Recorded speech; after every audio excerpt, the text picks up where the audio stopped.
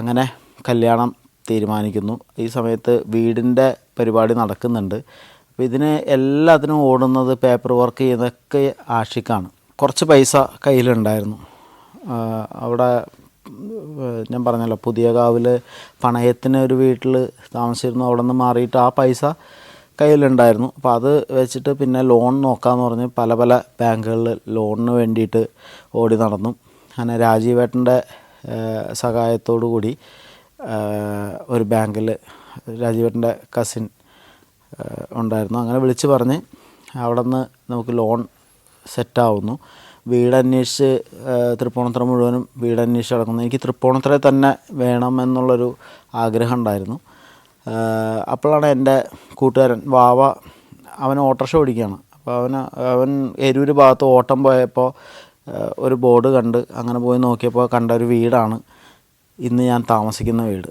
അപ്പോൾ അവനാണ് എന്നെ വിളിച്ച് പറയുന്നത്, എടാ ഇവിടെ ഇങ്ങനൊരു വീട് കൊടുക്കാണ്ടെന്ന് പറഞ്ഞ്. പുതിയ വീടാണ്, ഈ പണിത് വയ്ക്കുന്നവരുടെ കയ്യിൽ നിന്നുള്ള 3.5 സെൻറ്റ് സ്ഥലവും 1800 സ്ക്വയർ ഫീറ്റ് വീട്, 1500 സ്ക്വയർ ഫീറ്റ് ആണ് എന്ന് പറഞ്ഞു. അങ്ങനെ അവിടെ ചെല്ലുന്നു. നമ്മൾ ആ വീട് വാങ്ങാൻ തയ്യാറാവുന്നു. എനിക്ക് ആ ഒറ്റ നോട്ടത്തിൽ തന്നെ ആ വീട് ഭയങ്കര ഇഷ്ടമായി. ഒരു ഭയങ്കര കാമായിട്ടുള്ളൊരു സ്ഥലമാണ് എരൂർ. തൃപ്പൂണിത്തുറയുടെ ഭാഗം തന്നെ, തൃപ്പൂണിത്തുറ തന്നെയാണ് എരൂർ. ആ വീട് വാങ്ങാനായിട്ട് ഒരു ടോക്കൺ അഡ്വാൻസ് കൊടുത്തു. പക്ഷെ ബാക്കി ഒരു വലിയ പൈസ കണ്ടെത്തേണ്ടതുണ്ട്. അതിൻ്റെ ഇടയ്ക്ക് കല്യാണം വന്നിട്ടുണ്ട്. അപ്പോഴാണ് കൊറോണ വരുന്നത്. ഈ കൊറോണ സത്യത്തിൽ 2 രീതിയിൽ പോസിറ്റീവും നെഗറ്റീവും സംഭവിച്ചിട്ടുണ്ട്. കാരണം കൊറോണ വന്നില്ലായിരുന്നെങ്കിൽ ഒരു പക്ഷേ വീട് എന്താവുമായിരുന്നു എന്നറിയില്ല. കാരണം കല്യാണത്തിനും വീടിനും കൂടിയുള്ളൊരു ഫണ്ട് കയ്യിലുണ്ടായിരുന്നില്ല. അപ്പം അങ്ങനെ കൊറോണ വന്നു. ഇതിനിടയ്ക്ക് വീടിൻ്റെ കാര്യങ്ങൾക്ക് വേണ്ടിയിട്ട് എന്നെ സിനിമയിൽ ഉള്ള ഒരു പ്രമുഖ നടൻ ഒരു വലിയ എമൗണ്ട് സഹായിച്ചു. ആ സഹായം കൊണ്ടാണ് എനിക്ക് വീട് സ്വന്തമാക്കാൻ കഴിഞ്ഞത്. സത്യത്തിൽ ആ പേര് ഞാൻ ഇതുവരെ പറഞ്ഞിട്ടില്ല, അത് ഇവിടെയും പറയുന്നില്ല. കാരണം ആ എമൗണ്ട് ഇന്നും ഞാൻ തിരിച്ചു കൊടുത്തിട്ടില്ല. അത് കൊടുത്തതിന് ശേഷം പറയാമെന്നാണ് ഞാൻ കരുതുന്നത്. ഉടനെ തന്നെ അത് കൊടുക്കാൻ സാധിക്കും എന്ന് തന്നെയാണ് എൻ്റെ വിശ്വാസം. അത് ഇന്നേ വരെ ചോദിച്ചിട്ടില്ല. അതിനെക്കുറിച്ച് ഒരാളോടും വലത് കൈ കൊടുത്താൽ ഇടത് കൈ അറിയരുത് എന്ന് പഴഞ്ചൊല്ലൊക്കെ പറയാൻ ഭയങ്കര എളുപ്പമാണ്. പക്ഷേ ഇന്നേ വരെ ഒരാളോടും ഞാൻ കുറ്റബോധം കൊണ്ട് അങ്ങോട്ട് വിളിച്ച് നാളത്തെ ഞാൻ അടുത്ത പടം വരുമ്പോൾ കുറേശ്ശെ തരാട്ടോ, അല്ലെങ്കിൽ എവിടെയെങ്കിലും പരിപാടിക്ക് കാണുമ്പോൾ സോറി എനിക്ക് ഒന്നും ആയിട്ടില്ല, ഇങ്ങനെ ഞാനായിട്ട് അങ്ങോട്ട് പറയുന്നല്ലാതെ ഇന്നേ വരെ അതിൻ്റെ ഒരു മുഖഭാവമോ ആരെങ്കിലും വിട്ട് ചോദിപ്പിക്കുകയോ അല്ലെങ്കിൽ വേറെ ആരോടെങ്കിലും പറയുകയോ അതിൻ്റെ ഒരു ക്രെഡിറ്റ് എടുക്കുകയോ നമ്മൾ മറ്റ് ചാനലുകളിലോ അല്ലെങ്കിൽ എവിടെയെങ്കിലും ഫേസ്ബുക്കിലോ പറയാൻ പ്രേരിപ്പിക്കുന്ന, അല്ലെങ്കിൽ വേറെ ആരെങ്കിലും കൊണ്ടൊക്കെ പറയിക്കുമല്ലോ, അത് ഇത്രയും വലിയ സഹായമൊക്കെ ചെയ്തിട്ട് നീ പുറത്ത് പറയണ്ടേ, അത് പറയുന്നതല്ലേ എൻ്റെ ശരി എന്നൊക്കെ പറഞ്ഞ് അങ്ങനെയൊക്കെ സെൽഫായിട്ട് പ്രൊമോട്ട് ചെയ്യുന്ന ഒരു കാലഘട്ടമാണല്ലോ ഇത്. അവിടെ ആ മനുഷ്യൻ അതിനെക്കുറിച്ച് ഒന്നും ഇന്നേ വരെ സംസാരിച്ചിട്ടില്ല. അതങ്ങനെ വിട്ടുകളയാവുന്നൊരു എമൗണ്ടും അല്ല, വെറുതെ കൊടുക്കാവുന്ന ഒരു എമൗണ്ട് അല്ല എനിക്ക് തന്നിട്ടുള്ളത്. ശരിക്കും പറഞ്ഞാൽ എൻ്റെ വീട് വാങ്ങിക്കുന്നതിൻ്റെ ഒരു പ്രധാനപ്പെട്ട ഒരു തുകയാണ്. അയ്യമ്പള്ളിക്കാവ്, അതായത് എരൂർ ലേബർ ജംഗ്ഷനിൽ അയ്യമ്പള്ളിക്കാവ് ക്ഷേത്രത്തിന് അടുത്ത് ആണ് ഞാൻ വീട് വാങ്ങിയത്. അപ്പോഴൊക്കെ കല്യാണം IMAയിൽ വെച്ച് നടത്തുക എന്നുള്ള രീതിയിൽ തന്നെയാണ്. കാർഡടിച്ചു, കല്യാണത്തിൻ്റെ ക്ഷണങ്ങളൊരു സൈഡിൽ നടക്കുന്നു, ഒരു സൈഡിൽ കല്യാണം, ഒരു സൈഡിൽ പാലുകാച്ച് എന്ന് പറഞ്ഞ പോലെ. അതിനിടയ്ക്ക് കൊറോണ മൂർധന്യാവസ്ഥയിലേക്ക് എത്തുന്നു. നമ്മുടെ ഗവൺമെൻറ് കാര്യങ്ങൾ എല്ലാം സ്റ്റേ ചെയ്യുന്നു, പുറത്തേക്ക് ഇറങ്ങാൻ പാടില്ല എന്നുള്ള അവസ്ഥ വരുന്നു. അഞ്ജലിക്ക് അതേ ഡേറ്റിൽ തന്നെ നടക്കണമെന്നുള്ള വാശി, ഞാനത് മാറ്റാൻ പറ്റുമോ എന്നുള്ള എൻ്റെ ശ്രമങ്ങൾ, ഇതിനിടയ്ക്ക് അങ്ങോട്ടും ഇങ്ങോട്ടും പറയുന്നുണ്ട്, വാക്ക് തർക്കങ്ങളാവുന്നു. ഞാനപ്പോൾ ഈ മദ്യപാനം നിർത്തിയതിൻ്റെ ദേഷ്യങ്ങളുണ്ട്, ഭയങ്കര ദേഷ്യമാണ് ആ സമയത്ത്. തൊട്ടതിനും പിടിച്ചതിനൊക്കെ ദേഷ്യം വരും. അപ്പോൾ ഈ ഇങ്ങനെ തർക്കിച്ച് മൊബൈലൊക്കെ എറിഞ്ഞു പൊട്ടിച്ച് അത് പിന്നെ വാരിക്കൂട്ടിയെടുത്ത് ശരിയാക്കി, ഇങ്ങനെ എന്താ പറയുക, വല്ലാത്തൊരു അവസ്ഥയായിരുന്നു. ആ സമയത്ത് പൈസയ്ക്ക് പല ആളുകളെയും ഞാൻ സമീപിക്കുന്നുണ്ട്. വീടിൻ്റെ പൈസ ആയി, എന്നാലും കുറച്ചും കൂടി പൈസ ഉണ്ടെങ്കിലേ കല്യാണം നടത്താൻ പറ്റുള്ളൂ. അപ്പോൾ അങ്ങനെ ഞാൻ ശ്രീനിവാസൻ ചേട്ടൻ്റെ വീട്ടിൽ, അതായത് ശ്രീനിവാസൻ ചേട്ടൻ്റെ ഒരു ഓർഗാനിക് പച്ചക്കറി, അവിടെ പാടത്തുണ്ടാവുന്ന സാധനങ്ങളൊക്കെ കൊടുക്കുന്ന, അതേപോലെ അവിടുത്തെ അരി ഒക്കെ കൊടുക്കുന്ന ഒരു ചെറിയ ഷോപ്പ്, മനുച്ചേട്ടനാണ് ഈ ശ്രീനിവാസൻ ചേട്ടൻ്റെ അവിടുത്തെ കണ്ടനാട് പ്രധാന ആൾ. മനുച്ചേട്ടൻ അവിടെ കടയുണ്ട്. അപ്പോൾ ഞാൻ അവിടെ പോയി ഇരിക്കും. മനുച്ചേട്ടനായിട്ട് നല്ല കമ്പനി. അപ്പോൾ ഇങ്ങനെ പൈസയുടെ ബുദ്ധിമുട്ടുകൾ പറഞ്ഞപ്പോൾ നമുക്ക് ശ്രീനേട്ടനോടൊന്ന് സംസാരിക്കാമെന്ന് പറഞ്ഞു. അങ്ങനെ ശ്രീനേട്ടൻ്റെ അടുത്ത് പോയിട്ട് ഇങ്ങനെ കാര്യങ്ങൾ പറഞ്ഞു. ഈ വീട് വെപ്പും കല്യാണമൊക്കെ ഒരുമിച്ച് വന്നു, അപ്പോൾ ഇത്തിരി പൈസയ്ക്ക് ബുദ്ധിമുട്ടുണ്ട്, കുറച്ച് പൈസ സഹായിക്കാൻ. അപ്പോൾ അദ്ദേഹം ചോദിച്ചു, വീട് വളരെ അത്യാവശ്യമുള്ള കാര്യം, അത് ചെയ്തു. ഈ കല്യാണം നിനക്ക് നിർബന്ധമാണോ, ഇങ്ങനെയൊക്കെ നടത്തണമെന്ന് തന്നെ നിർബന്ധമാണോ എന്ന് ചോദിച്ചു. അല്ല, അതൊരു ആഗ്രഹം. അല്ല, ആഗ്രഹം കുഴപ്പമില്ല, നമുക്ക് ഉള്ള പോലെയൊക്കെ ചെയ്താൽ മതി, അതിൽ ആരും പരാതിയൊന്നും പറയില്ല. നമുക്ക് ആ അടിച്ചു പൊളിച്ച് കളയുന്ന പൈസ ആർക്കെങ്കിലും ഉപകാരപ്പെടുന്ന രീതിയിലൊക്കെ കൊടുത്താൽ അതല്ലേ നല്ലത് എന്ന് പറഞ്ഞു. ഞാൻ എന്നെ കൊണ്ടാവുന്ന സഹായിക്കാം, നീ ധൈര്യമായിട്ട് പോയിക്കോ എന്ന് പറഞ്ഞ് അവിടെ നിന്ന് അങ്ങനെ പോരുന്നു. അപ്പോൾ ആ ഒരു വാക്ക് എനിക്ക് ഒന്ന് ഇൻസ്പയർ ആയി. ശരിയാണ്, നമുക്ക് ഈ പറഞ്ഞ പോലെ ആ ഒറ്റ ദിവസം ഉണ്ടാവുള്ളൂ, അല്ലെങ്കിൽ കൂടിപ്പോയാൽ കുറച്ച് നാൾ അത് ഓർക്കും. മണികണ്ഠൻ്റെ കല്യാണം ഗംഭീരമായിരുന്നു, അവർ വന്നു ഇവർ വന്നു എന്നൊക്കെ ഒരാഴ്ച പറയുമായിരിക്കും, ചിലപ്പോൾ ഒരു മാസം പറയുമായിരിക്കും, ചിലപ്പോൾ ഒരു കൊല്ലം പറയുമായിരിക്കും. അത് കഴിഞ്ഞാൽ അത് പോവില്ലേ എന്തായാലും. പക്ഷെ അങ്ങനെ പോവാത്ത, അല്ലെങ്കിൽ ഏതെങ്കിലും മനുഷ്യർക്ക് അവരുടെ ജീവിതത്തിൽ ഉപകാരപ്പെടുന്ന രീതിയിൽ നമുക്ക് ആ പണം മാറ്റാം എന്ന് പറഞ്ഞു. അങ്ങനെ ആലോചിച്ചപ്പോഴാണ് ഈ കൊറോണയുടെ അവസ്ഥ കൂടുകയും ദാരിദ്ര്യം, പല സ്ഥലങ്ങളിലും ദാരിദ്ര്യം വരികയും ഗവൺമെൻറ്റിന് നമ്മൾ സംഭാവന ചെയ്യേണ്ട ഒരു അവസ്ഥയൊക്കെ വന്നുകൊണ്ടിരിക്കുമ്പോൾ കല്യാണം ഇത്ര 13 പേരോ 15 പേരോ 20 പേരോ അങ്ങനെ എന്തോ ഒരു കണക്ക് ഇട്ടിട്ട് അത്രയും പേരിൽ കല്യാണങ്ങൾ നടത്താം എന്നുള്ളത് വന്നു. അപ്പം ഞാനിങ്ങനെ ഒരു എമൗണ്ട് ഗവൺമെൻറ്റിലേക്ക് കൊടുക്കാം, നമ്മൾ ഈ സൽക്കാരം നടത്താൻ വെച്ചെന്ന് അത് എന്താ പറയുക, അത്രയും വലിയൊരു എമൗണ്ടൊന്നുമല്ല, വളരെ ചെറിയ. അങ്ങനെ നമ്മൾ തീരുമാനിച്ചു കല്യാണം അയ്യമ്പള്ളിക്കാവ് അമ്പലത്തിൽ വെച്ച് നടത്താം എന്ന് തീരുമാനിക്കുന്നു. അതേ ഡേറ്റിൽ തന്നെ വളരെ കുറച്ച് ആൾക്കാർ, എൻ്റെ വീട്ടിൽ നിന്ന് അമ്മയും ചേട്ടന്മാരും വേണ്ടപ്പെട്ട ബന്ധുക്കളും. കല്യാണം വലിയ ഗംഭീരമായിട്ട് നടത്തിയില്ലെങ്കിലും ഞാൻ മനസ്സുകൊണ്ട് എനിക്ക് ഭയങ്കര സന്തോഷമുണ്ടായി. MLAക്ക് ഈ തുക കൈമാറാൻ കഴിഞ്ഞു. ഒരുപാട് പണം ചെലവ് ചെയ്ത് വലിയ അഭ്യാസങ്ങളൊന്നും കാണിക്കാതെ എല്ലാവർക്കും ഇഷ്ടപ്പെടുന്നൊരു കല്യാണമായി മാറി. ഏറ്റവും വലിയ ഒരു ഞെട്ടിച്ച സമ്മാനം, ഒരു വീഡിയോ കോൾ വന്നു. ഒന്നല്ല 2 വീഡിയോ കോൾ വന്നു. അത് പറയാം. അത് അറ്റൻഡ് ചെയ്ത വീഡിയോ കോള് മമ്മൂട്ടി സാറിൻ്റെയാണ്. മമ്മൂക്ക വിളിച്ചിരുന്നു. അത് ഭയങ്കര സന്തോഷമായിപ്പോയി. അതെന്താ പറയുക, ഞാൻ വോയിസ് മെസ്സേജ് അയച്ചു, സാറിൻ്റെ ഒരു ആശംസ വീഡിയോ അല്ലെങ്കിൽ ഒരു വോയിസ് എനിക്ക് അയച്ചു തരൂ, ഭാര്യനെയൊക്കെ ഒന്ന് കേൾപ്പിക്കാനാണ്. അത് പേടിച്ച് വിറച്ച് ഇങ്ങനെയൊക്കെ നമുക്ക് വാട്സാപ്പ് നമ്പർ കിട്ടിയത് തന്നെ വലിയ ഭാഗ്യം. നമ്മുടെ വോയിസുകൾ കേൾക്കുന്നുണ്ട്, അതിന് തമ്പ് കാര്യങ്ങളൊക്കെ തരുന്നുണ്ട്. അത് തന്നെ വലിയ കാര്യമായി തന്നെയാണ്, വലിയ ഭാഗ്യമായി തന്നെയാണ് എടുക്കുന്നത്. അപ്പോൾ ഈ തരില്ല എന്നുള്ള കാര്യം ഉറപ്പിച്ചിട്ടാണ് ഇത് ചോദിക്കുന്നത് രാത്രി, കല്യാണത്തിൻ്റെ തലേദിവസം. അപ്പോൾ ഞാൻ എന്നിട്ട് ഇടയ്ക്കിടയ്ക്ക് ഫോൺ എടുത്ത് നോക്കും, എന്തെങ്കിലും തമ്പ് വന്നോ, അല്ലെങ്കിൽ വീഡിയോ വന്നോ, അല്ലെങ്കിൽ വോയിസ് എന്തെങ്കിലും വന്നോ എന്നിങ്ങനെ നോക്കും. ഒരു രക്ഷയില്ല. വെളുപ്പിന് 3 മണിക്ക് വരെ ഞാൻ എണീറ്റ് നോക്കി, ഒന്നും വന്നിട്ടില്ല. പിന്നെ അത് ഞാൻ ഉപേക്ഷിച്ചു. കുറച്ച് എന്നെ ഭയങ്കര ഇഷ്ടമുള്ള കുറേ മാധ്യമ സുഹൃത്തുക്കളുണ്ട്. ഇവർ വന്നിട്ട് ന്യൂസ് 18 അങ്ങനെ ഒരു 2-3 മാധ്യമം വന്നിട്ടുണ്ടായിരുന്നു. അവർ ഇങ്ങനെ ഈ ഫണ്ട് കൊടുത്തതിനെ കുറിച്ചിട്ടും കല്യാണം ഇങ്ങനെ നടത്തിയതിനെ കുറിച്ചിട്ടൊക്കെ ഇങ്ങനെ സംസാരിച്ചുകൊണ്ടിരിക്കുകയാണ്. ആഷിക്ക് ഓടി, ചേട്ടാ ഒരു കോളുണ്ട് എന്ന് പറഞ്ഞിട്ട് ഓടിപ്പാഞ്ഞു വന്നു. അത് അദ്ദേഹത്തിൻ്റെ വീഡിയോ കോളായിരുന്നു. ശരിക്കും ഞാൻ തരിച്ചു പോയി, ഞാൻ എന്താ പറയേണ്ടത് എന്നുള്ളത്. അത് കറക്റ്റായിട്ട് ഈ ഇവർ ഷൂട്ട് ചെയ്യുന്നതിൻ്റെ ഇടയ്ക്ക് തന്നെ ഇത് വരികയും ചെയ്തു. അവരത് കവർ ചെയ്തു.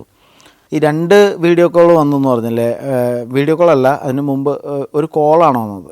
ഫോട്ടോ സെക്ഷൻ നടക്കുകയാണ്, ഈ ദക്ഷിണ കൊടുക്കൽ പരിപാടിയൊക്കെ ഉണ്ടല്ലോ. അപ്പോൾ ആഷിക്ക് ഭയങ്കര തിരക്കാണ് അവിടെ. അതിന് വിളിച്ചു പറയുന്നു, ഇവിടെ വിളിച്ചു പറയുന്നു, കോർഡിനേഷൻ ചെയ്ത് ഓടി നടക്കുക. അപ്പോൾ ഇതിനിടയ്ക്ക് കോള് വന്നപ്പോൾ ഞാൻ പറഞ്ഞു, എടാ കോളൊന്ന് ആരാന്ന് നോക്കുമെന്ന് പറഞ്ഞു. അപ്പോൾ ഈ കോൾ എടുത്തപ്പോൾ എന്നെ ചോദിച്ചപ്പോൾ ചേട്ടൻ ഇത്തിരി തിരക്കിലാണ്, പിന്നെ അങ്ങോട്ട് വിളിക്കാൻ പറയാം എന്ന് പറഞ്ഞിട്ട് അവൻ കട്ട് ചെയ്തു. പിന്നീടാണ് അറിയണത് അത് ലാൽ സാറാണ് വിളിച്ചിട്ടുള്ളത്. ആഷിക്ക് പിന്നെ വൈശാഖ് സാറിൻ്റെ അസിസ്റ്റൻ്റായി പിന്നീട് എൻ്റെ അടുത്ത് നിന്ന് മാറിയിട്ട്, അപ്പോൾ ലാൽ സാറുമായിട്ട് ഷൂട്ട് ചെയ്യാൻ നടത്തിയവൻ പറഞ്ഞു, സാർ അന്ന് വിളിച്ചപ്പോൾ ഞാനായിരുന്നു ഫോൺ എടുത്തത്, ചേട്ടൻ തിരക്കിലാണെന്ന് പറഞ്ഞ്.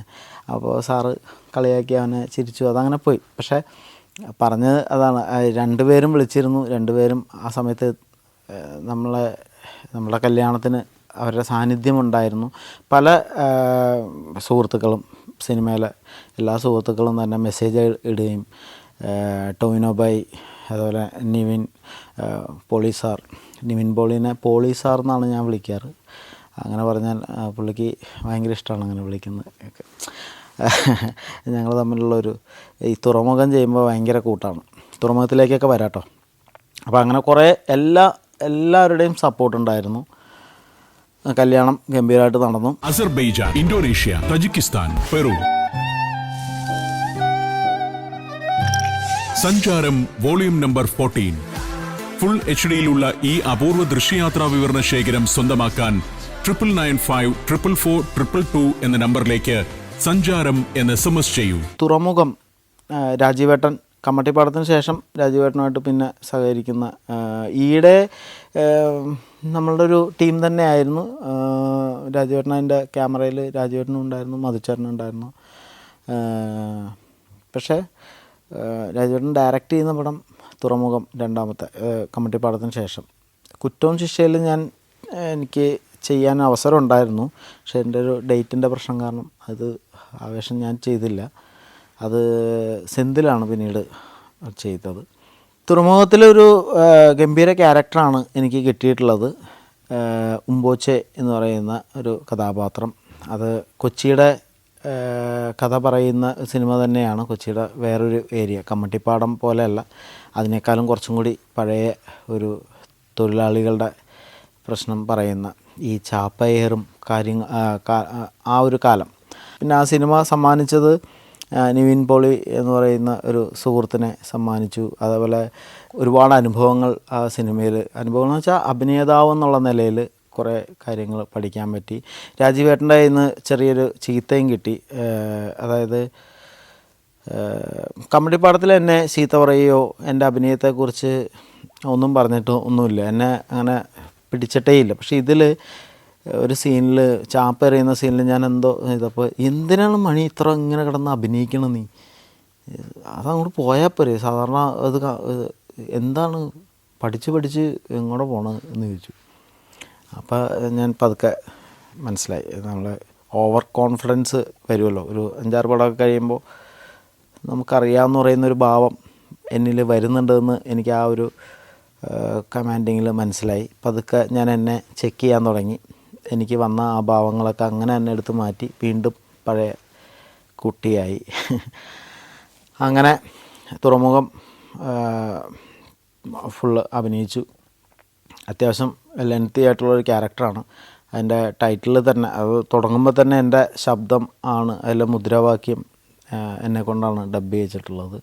പടം ഇറങ്ങി, പക്ഷേ അത് നമ്മൾ പ്രതീക്ഷിച്ച അത്ര അല്ലെങ്കിൽ വലിയ വിജയം നേടിത്തന്നില്ല. അത് പക്ഷേ പല രീതിയിലും സംസാരിക്കപ്പെട്ടു. ഇപ്പോഴും കാണുന്നവർക്ക്, പല ആളുകൾക്കും പല രീതിയിലാണ് അതിൻ്റെ റിസൾട്ട്. മോശം സിനിമ എന്നുള്ളൊരു അഭിപ്രായം അങ്ങനെ കേട്ടിട്ടില്ല. പോരാ, അല്ലെങ്കിൽ കുറേ കൂടി നന്നാക്കാമായിരുന്നു എന്നൊക്കെ പറയുന്ന അഭിപ്രായങ്ങളാണ്. അടുത്തത് ഇപ്പോൾ ഓർഡറിലല്ല ഒന്നും പോയിട്ടുള്ളത്. അതുകൊണ്ട് തന്നെ സിനിമയുടെ വിശേഷങ്ങൾ പറയുന്നതും ഓർഡറല്ല. എങ്കിലും മലൈക്കോട്ടെ വാലിബനെ കുറിച്ച് സംസാരിക്കാം എന്ന് തോന്നുന്നു. ലിജോ ജോസ് പല്ലിശ്ശേരി, അപ്പോൾ അദ്ദേഹത്തിനെ നേരത്തെ മുതൽ ഇഷ്ടമാണ്. അദ്ദേഹത്തിൻ്റെ അങ്കമാലി ഡയറീസ് ഷൂട്ട് നടക്കുന്നുണ്ട്. അപ്പോൾ കമ്മട്ടിപ്പടം റിലീസായി. അപ്പോൾ അദ്ദേഹത്തിനെ കാണണമെന്നുള്ള ആഗ്രഹത്തിൽ അദ്ദേഹത്തിൻ്റെ നമ്പറൊക്കെ വാങ്ങി അദ്ദേഹത്തിനെ വിളിക്കുക. അപ്പോൾ പറഞ്ഞു, എടോ താൻ നല്ല ആർട്ടിസ്റ്റാണ്, അടിപൊളിയാണ്, മിടുക്കനാണ്, നന്നായിട്ടുണ്ട്, ഇതിനകത്ത് ഇനിയിപ്പോൾ ഓൾമോസ്റ്റ് തീരാറായി, അപ്പോൾ അടുത്ത പരിപാടി നോക്കാം. ഞാൻ അന്ന് മുതൽ ചാൻസ് ചോദിക്കുന്നുണ്ട്. അപ്പോൾ ഞാനൊന്ന് കാണാൻ വേണ്ടിയിട്ട് വരാമെന്നുള്ള രീതിയിൽ അങ്കമാലിയിൽ പോയി. അങ്കമാലിയിൽ ആ മാർക്കറ്റിൽ സീനായിരുന്നു. അപ്പോൾ അവിടെ വെച്ച് ഈ പെപ്പേനെയും ഇവരൊക്കെ കണ്ടിട്ടുണ്ട്. അപ്പോൾ ഇവരൊക്കെ എന്താ പറയുക, അത്തരം സിനിമകളിൽ അതേപോലൊരു സിനിമയാണല്ലോ കമ്മട്ടിപ്പാടും. അങ്ങനെ ചെന്നിട്ട് കണ്ടു, സംസാരിച്ചു, ഒരുപാട് ഇഷ്ടമായി. അപ്പോൾ ആൾ പറഞ്ഞു, അടുത്ത പടത്തിൽ നോക്കാം, എന്തെങ്കിലും ഞാൻ പറയാം, ഉറപ്പായിട്ടും പറയാമെന്ന് പറഞ്ഞു. പിന്നെ അടുത്ത പരിപാടികൾ ഇടയ്ക്കിടയ്ക്ക് ഞാൻ വിളിക്കുന്നുണ്ട്. വിളിച്ച് ഇങ്ങനെ ചാൻസ് ചോദിക്കും, എവിടെയെങ്കിലും പരിപാടിക്ക് വെച്ച് കാണുമ്പോൾ ചാൻസ് ചോദിക്കും. അപ്പോൾ എന്നോട് പറയും, അപ്പോൾ നോക്കാം, ഉറപ്പായിട്ട് വിളിക്കാം എന്ന് പറയുന്നുണ്ട്. അപ്പോൾ പിന്നീട് ഞാൻ എന്താ പറയുക, ഈ എല്ലാവരും ഇതേപോലെ വിളിക്കാമെന്ന് പറയും. അപ്പോൾ അതവർ നമ്മൾ ഒഴിവാക്കുന്നതായിരിക്കും. അത് ഇനി പ്രതീക്ഷിച്ചിട്ട് കാര്യമില്ല എന്ന് പറഞ്ഞിരിക്കുമ്പോഴാണ് ഈ മലൈക്കോട്ടെ വാലിബനിൽ എന്നെ ഇങ്ങോട്ട് വിളിച്ചിട്ട് ഇതിനകത്തൊരു ചെറിയ പരിപാടിയുണ്ട്, അപ്പോൾ നീ ഇന്ന് വാ, നമുക്ക് ചെയ്യാം എന്ന് പറഞ്ഞിട്ട്. അപ്പോൾ എനിക്ക് മനസ്സിലായി അദ്ദേഹം ഒക്കെ മനസ്സിലുണ്ടായിരുന്നു എന്ന്, ഈ വിളിക്കാമെന്ന് പറഞ്ഞത് അദ്ദേഹത്തിൻ്റെ മനസ്സിലുണ്ടായിരുന്നു. വാക്ക് പറഞ്ഞാൽ അത് പാലിക്കപ്പെടും, അല്ലെങ്കിൽ പാലിക്കണം എന്ന് ആഗ്രഹവും നിർബന്ധമൊക്കെ ഉള്ള ഒരാളാണെന്ന് മനസ്സിലായി. അങ്ങനെ മലൈക്കോട്ടെ വാലിബനിൽ ജോയിൻ ചെയ്തു. അത് രാജസ്ഥാനിൽ വെച്ചായിരുന്നു. അതൊരു ഭീകര അനുഭവം തന്നെയായിരുന്നു. കാരണം നമ്മളതുവരെ ഈ കേരളത്തിൻ്റെ പച്ചപ്പും തമിഴ്നാട് നമുക്ക് അന്യമല്ല, കേരളം പോലെ തന്നെ വളരെ അടുത്ത ഒരു നാടാണല്ലോ. എനിക്ക് മലയാളവും തമിഴും അല്ലാതെ വേറെ ഭാഷ സംസാരിക്കാനോ കേട്ടാൽ മനസ്സിലാവുന്നതോ ഇല്ല. അതെനിക്ക് ഒരുപാട് സ്ഥലത്ത് ഭയങ്കര സങ്കടം വന്നിട്ടുണ്ട്. ഈ നവാസുദ്ദീൻ സിദ്ദിഖിയുടെ കാര്യം പറഞ്ഞല്ലോ, അപ്പോൾ അദ്ദേഹമായിട്ടൊക്കെ എനിക്ക് വലിയ ബന്ധം ഉണ്ടാവേണ്ടതായിരുന്നു. അതേപോലെ കോബ്ര എന്ന് പറയുന്നൊരു വിക്രമിൻ്റെ സിനിമയിൽ ചെറിയ വേഷമാണ്. അത് ചെയ്യുമ്പോൾ ഒരു പോലീസ് സ്റ്റേഷനാണ്. കുറച്ച് ദൂരത്തുനിന്ന് ടേക്ക് തുടങ്ങിയിട്ട് ക്യാമറ ഇങ്ങനെ വരും ആർട്ടിസ്റ്റിനെ പിടിച്ചിട്ട്. അവിടെ ഒരു ഓഫീസറുണ്ട്. ആ ഓഫീസർ ഇങ്ങനെ, ഞാനിവിടെ നിന്ന് എൻ്റെ ഡയലോഗുകൾ നടക്കുമ്പോൾ, എൻ്റെ പെർഫോമൻസ് നടക്കുമ്പോൾ അവിടെ നിന്ന് ഇങ്ങനെ വന്ന് എന്നെ ഇങ്ങനെ ക്യാച്ച് ചെയ്യുന്ന രീതിയിലാണ് അത് പ്ലാൻ ചെയ്തിട്ടുള്ളത്. അപ്പോൾ ആദ്യത്തെ ടേക്ക് പോയി കഴിഞ്ഞപ്പോൾ ഇദ്ദേഹം അവിടുത്തെ ആ ഓഫീസർ ഇങ്ങനെ അടുത്തേക്ക് വന്നപ്പോൾ ഞാൻ അറിയുന്നത് അത് ഇർഫാൻ പത്താനാണെന്നുള്ളത്. വിക്രമിനെ കാണാനും വിക്രമിൻ്റെ പടമാണെന്നുള്ളൊരു എക്സൈറ്റ്മെൻറ്റിലേക്കാണ്. ഇത് ഇർഫാൻ പത്താൻ അതിനകത്തുള്ള കാര്യം നമുക്കറിയില്ലായിരുന്നു. ഇർഫാൻ പത്താൻ ക്രിക്കറ്റർ ഇർഫാൻ പത്താൻ. അപ്പോൾ അദ്ദേഹത്തിനെ കണ്ടപ്പോൾ ഭയങ്കര സന്തോഷമായി. അദ്ദേഹം അതേപോലെ തന്നെ ആ ഷോട്ട് അത് കഴിഞ്ഞപ്പോൾ പുള്ളി ഇംഗ്ലീഷിൽ പറഞ്ഞു, അതിൻ്റെ ഡയറക്ടറോട് പറഞ്ഞു ഭയങ്കര ഇതാണെന്ന് എന്തൊക്കെയോ പറഞ്ഞു. നല്ലതാണെന്ന് എനിക്ക് മനസ്സിലായി. പുള്ളി എനിക്ക് ക്ഷയിക്കാണ്ട് തന്നു, പേര് ചോദിച്ചു. ഭയങ്കര എന്താ പറയുക, ഒരു വൈബ്രേഷൻ ഉണ്ടായി. പക്ഷേ ഈ വൈബ്രേഷൻ്റെ അപ്പുറത്തേക്കും ഒന്നും ഉണ്ടായില്ല. കാരണം ഈ ഭാഷയില്ലായ്മ കൊണ്ട് ശരിക്കും നല്ലൊരു കെമിസ്ട്രി ഉള്ള, അല്ലെങ്കിൽ തുടർന്ന് ബന്ധങ്ങൾ ഉണ്ടാക്കാവുന്ന ഒരാളായിരുന്നു ഈ പറഞ്ഞ നവാസുദ്ദീൻ ആണെങ്കിലും ഇർഫാൻ പത്താനോടൊക്കെ വലിയൊരു ബന്ധം ഉണ്ടായേനെ ഭാഷയുണ്ടായിരുന്നെങ്കിൽ. അപ്പം ഞാൻ മനസ്സിൽ വിചാരിച്ചത്, ഹിന്ദി ഇംഗ്ലീഷൊക്കെ പഠിക്കണമായിരുന്നു, എല്ലാ ഭാഷയും പഠിക്കണം എന്നല്ല വിചാരിച്ചത്. ലോകത്തിനൊക്കെ എല്ലാ മനുഷ്യർക്കും മലയാളമായിരുന്നെങ്കിൽ എന്ത് സുഖമായിരുന്നു, അല്ലെങ്കിൽ ഏതെങ്കിലും ഒരു ഭാഷയായിരുന്നെങ്കിൽ എന്നുള്ളതാണ് എന്നിലെ മടിയൻ ആലോചിച്ചത്. മറ്റ് ഭാഷകൾ പഠിക്കാൻ ശ്രമിക്കണമെന്നുള്ളതല്ല. പക്ഷെ ഇപ്പോൾ അത്യാവശ്യം തെലുങ്കും ഹിന്ദിയും ഇംഗ്ലീഷും ഒക്കെ പഠിക്കാനുള്ള ശ്രമങ്ങൾ നടക്കുന്നുണ്ട്. കുറേയും കൂടി എളുപ്പമായി തുടങ്ങിയല്ലോ. അങ്ങനെ രാജസ്ഥാനിൽ ഷൂട്ടിന് പോകുന്നു. ഇതിനു മുമ്പ് പേട്ടയുടെ ഭാഗമായിട്ട് നോർത്ത് ഇന്ത്യയിൽ പോയിട്ടുണ്ട്. പക്ഷേ അത് വളരെ കളർഫുള്ളായിരുന്നു. ഡാർജിലിംഗ് ആയിരുന്നു സ്ഥലം. അപ്പോൾ അവിടെ ഒന്നും അങ്ങനത്തെ ബുദ്ധിമുട്ടുകൾ അനുഭവിച്ചിട്ടില്ല. പക്ഷേ ഇവിടെ ഇത്തിരി ഡാർക്കായിരുന്നു. ഈ രാജസ്ഥാനിലെ ആ ഷൂട്ട് ചെയ്ത സമയവും ഭയങ്കര വെയിലും പൊടിയും മണൽക്കാറ്റും. അവിടുത്തെ മണൽക്കാറ്റും ആ പൊടിയും ഒന്നും പോരാഞ്ഞിട്ട് നമ്മൾ ഷൂട്ട് ചെയ്യുന്നതിൻ്റെ കുറേ പൊടികളുണ്ടായിരുന്നു. ഒരു മാർക്കറ്റൊക്കെ ആയിരുന്നു. പിന്നെ ബോംബ് പൊട്ടുന്ന പച്ച, മഞ്ഞ, ചുവപ്പ് കുങ്കുമങ്ങളൊക്കെ ഉണ്ടായിരുന്നു. അപ്പോൾ ആകെ എല്ലാവർക്കും മാറി മാറി മാറി പനികളും ജലദോഷവും ഒക്കെ ഇങ്ങനെ എന്താ പറയുക, രോഗം വിട്ടുമാറാതെ നമ്മളിങ്ങനെ ലൊക്കേഷനിൽ വന്ന് ആ ഷൂട്ടിങ്ങിന് നിൽക്കുമ്പോഴല്ലാതെ നമുക്ക് വേറൊരു സന്തോഷമില്ല. അവിടെ വേറെ ഒന്നും കാണാനുമില്ല, വേറൊരു സ്ഥലത്ത് പോകാനുമില്ല. ഈ ഒരു മലയാളി കടയോ ചായക്കടയോ ഒരു നല്ല നമുക്ക് ഇഷ്ടപ്പെടുന്ന രീതിയിലുള്ളൊരു ചായയോ ഒന്നുമില്ല. അപ്പോൾ അങ്ങനത്തെ ഒരു അത്ര സുഖമല്ലാത്തൊരു അനുഭവമായിരുന്നു. പക്ഷേ അത് എല്ലാം തീർക്കുന്നത് ഒരാളെ കാണുമ്പോഴാണ്. അത് ലാൽ സാറിനാണ്. ഈ പറഞ്ഞ പോലെ 40 ദിവസം രജനി സാറിനെ നിന്ന് കാണുമ്പോൾ കിട്ടിയ ആ ഒരു സന്തോഷം, ആ ഒരു എനർജി, അത് മലൈക്കോട്ടെ വാലിബനിൽ കുറേ ദിവസങ്ങൾ ലാൽ സാറിനെ നിന്ന് അടുത്ത് കാണാനും സംസാരിക്കാനും കൂടെ അഭിനയിക്കാനും ഒക്കെ സാധിച്ചു. ലാസ്റ്റ് ഘട്ടങ്ങൾ പോണ്ടിച്ചേരിയിലാണ് നടക്കുന്നത്. അപ്പോൾ ഞാനും മനോജും വേറെ 1-2 പേരും കൂടി ഇരിക്കാൻ നേരത്ത് ഈ ആന ഓടിയിട്ട് ആളുകൾ മരണവെപ്രാളപ്പെട്ട് ഓടില്ലേ, അതേപോലെ ഞങ്ങളിങ്ങനെ നോക്കുമ്പോൾ ഒരു കൂട്ടം ഇങ്ങനെ അയ്യൂപത്തോന്ന് പറഞ്ഞിങ്ങനെ ഓടി വരിക. അപ്പോൾ അവരിങ്ങനെ ഓടി മാറിയിട്ടും ഈ ആരെ കണ്ടാണോ ഓടണമെന്ന് നമുക്ക് മനസ്സിലാവണല്ലോ, ആരെ കാണാനില്ല. അപ്പം ഞാനിങ്ങനെ പതുക്കെ അങ്ങോട്ട് മുമ്പോട്ട്, അപ്പോൾ ഇവൻ മനോജ് മണിച്ചേട്ടാ അങ്ങോട്ട് പോകണ്ട എന്ന് പറഞ്ഞ് ഞാനങ്ങോട്ട് കുറച്ച് മുമ്പോട്ട് പോയത് ഒരു